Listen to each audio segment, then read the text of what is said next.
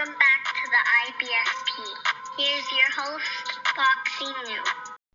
Oscar De La Hoya admits to standing in the way of big fights for Ryan Garcia and Jaime Munguia. And look, let's break it down honestly and objectively as possible. And you see a recent tweet by Mark Ortega, and he came out and stated that Matchroom Boxing had invested a lot of time and money into Devin Haney and are missing out on an undisputed title fight at 135. That's gotta sting quite a bit.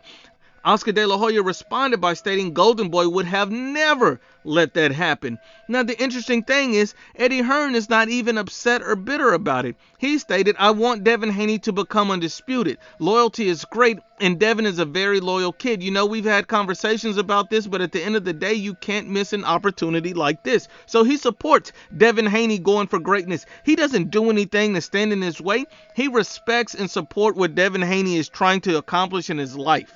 That's what he's doing. He's not standing in the way of big fights from happening. But you see, Oscar De La Hoya is adamant that he would have never allowed anything like this to happen. Now, here's the interesting thing. We know that Oscar De La Hoya stands in the way of his fighters from progressing and becoming great. Look at it like this. He stood in the way of the Jaime Munguia and Jamal Charlo fight.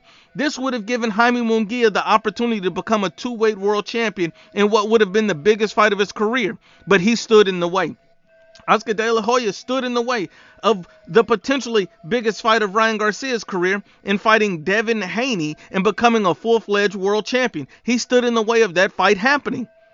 But he's proud of this. He's happy about this. And not only that, Canelo Alvarez even had to leave Golden Boy for him to become undisputed, for him to make history, and for him to be absolutely great. Because men lie, women lie, but the facts don't lie.